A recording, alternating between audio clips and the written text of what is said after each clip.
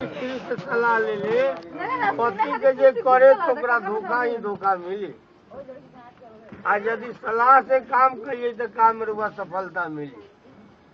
पाचन वचन ही है रुआ चरा दिया कलसा के लगे। छठा वचन का बा समय न बा। छठा वचन का बा जे एक नारी ब्रह्मचारी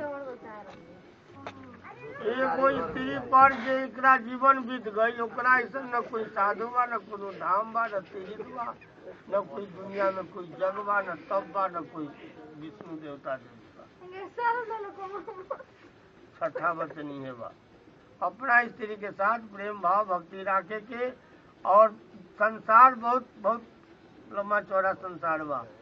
अन्न जितना आई माई लोग बा जबान के बहन बुझी और अपना से उमरगर के वृद्ध आदमी के माई के समान बुझी। ये संसार में दूगो रिश्ता जोड़ के रुआ कहीं रहे, विश्व के कोना में भी रहे तो रुआ कहीं भी लाभे हुई विजय हुई।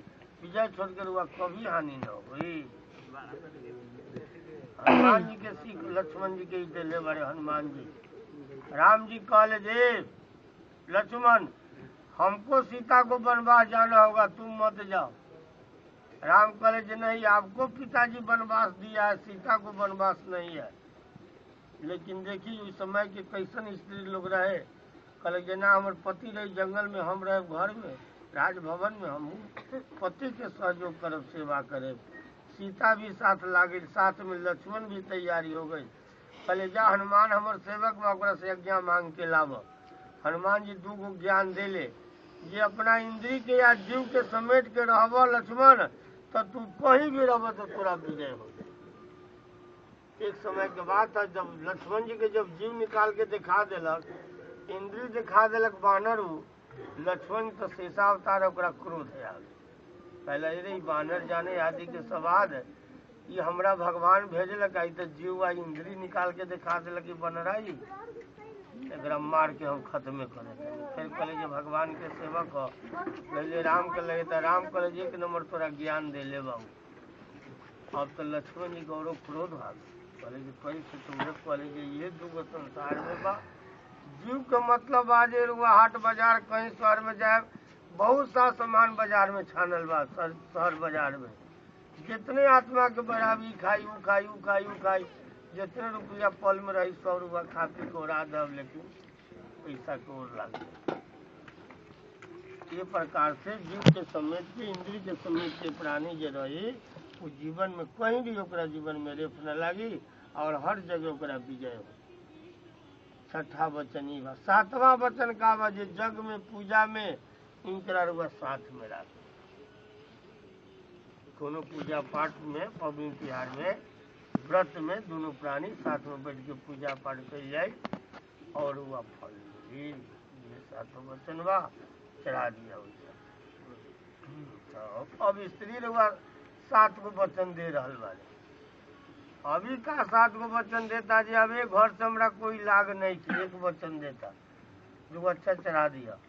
दूसर वचन कहा देता जब एक जितना दिन बाप मतारी के हम सेवा कैनी, अब तो बाप मतारी हमरा दान दे दिले, अब हमरा घर के धर्म के माता पिता सास ससुर लोग भाई, अब वो घर के हम सेवा भक्ति करें। दूसर वचन देता है, 2 वचन चढ़ा दिया।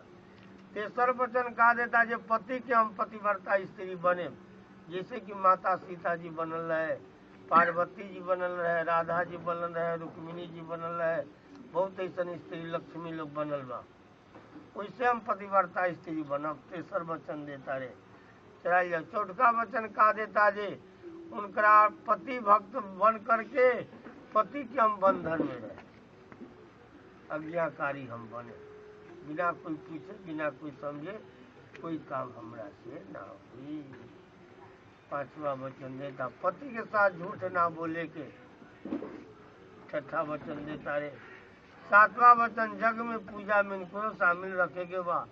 कोई घर में आवश्यकता पड़ जाए, गृहस्थ आश्रम में बहुत प्रकार के उलझन पड़ेला, समय आवेला, अपना मालिके से कोई बात ऐसा नहीं तो कहे के मिली। उनकर संकट हर वाला के संकट मोचन हुए भाई। कोई ऐसा समय पड़ी, कोई जरूरत पड़ी, कोई सामान के चाहे वस्तु के, तो स्त्री के मालिके पूर्ति करेला। सास ससुर तक कुछ दूर के चीज हो गई। ऐसे पूरा बोझ के डिमांड रहे ऊपर बा। ये सातों वचन के पालन करी, श्राद्ध यज्ञ सातों वचन के पालन करे। यदि इनकरा जीतपुर में कोई जग जू फोक्सिन पड़ी, यहाँ शादी विवाह कोई जग पड़ी, जल अपने आदेश न देव तो इनकर आवे के नाम।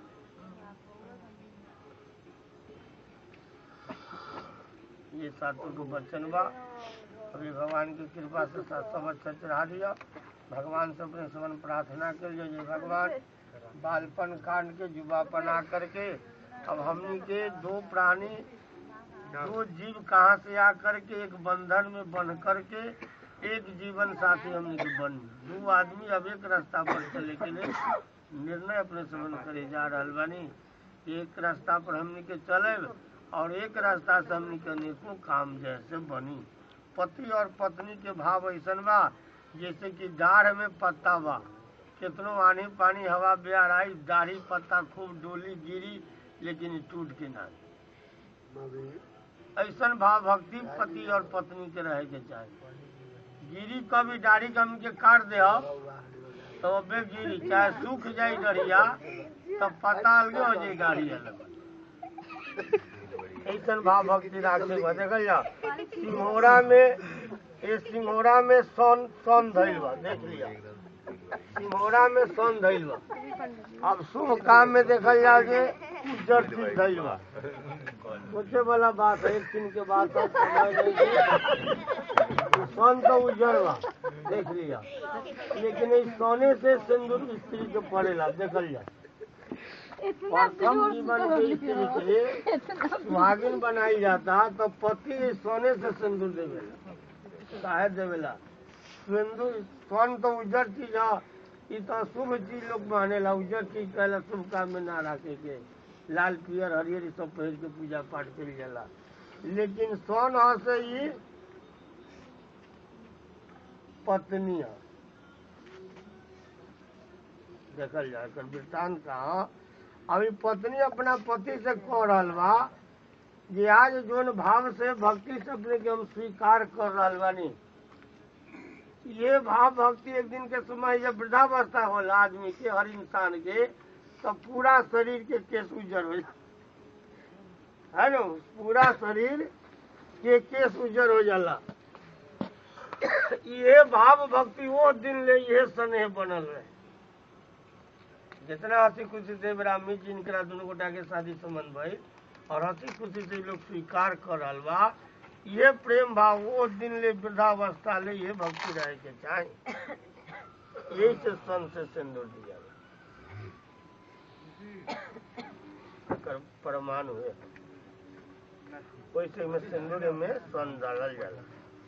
अब का कहिया अपने 7 गो शपथ बेटी कहला, ठीक है, कन्या के या बर के उठा दिया है नो, एगो लोढ़ा ये ले आइया है नो, लोढ़ा ला के 7 गो बेटी 7 गो कटोरवा धर कन्या पर पैर धरे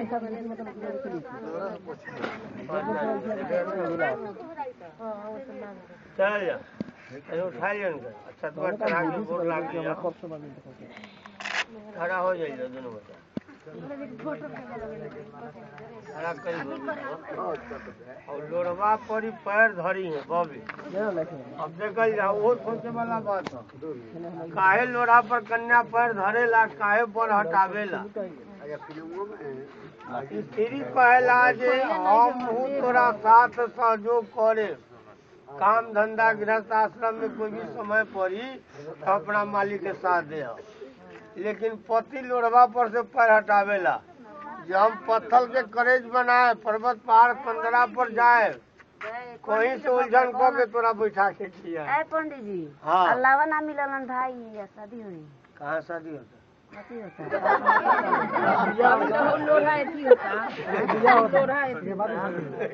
लोढ़ा करने होता सिंदूरदान के मेरी लवा मिला के मारे घुमा के सिंदूरदान हो गई, बिया खत्म हो गई। लेना ही लवा हुआ दोनों से, इन्हें के तो भर ले बा। अब लोढ़वा पर पैर बबे के धराई है 7 में। अमित का और जाए कन्या पर पैर धरी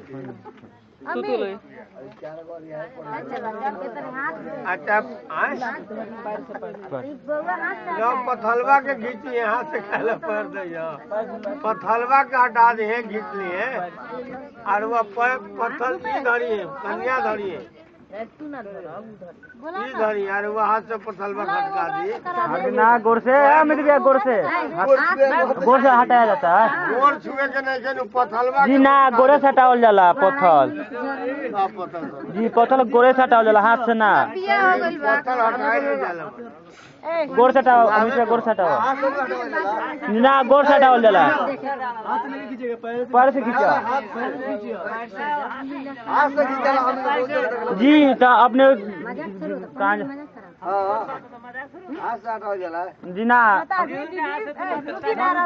जी ना हम रुका नहीं कोई को बिया भेड़ अपने हाँ 7 हो गल बा 7 हो गल बा